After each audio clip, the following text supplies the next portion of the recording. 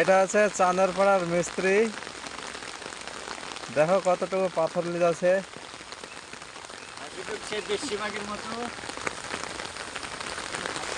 এই দেখো পাথর তুললো চাঁদরপাড়ার, এই এখানে মাচাটা ভেঙেছিল।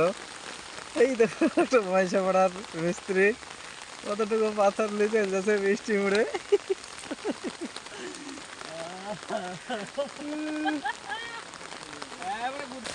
এটা হচ্ছে কুচিমারার ছেলি, রজিবুলের শালা, আমারও একটু একটু শালা, আদরের শালা।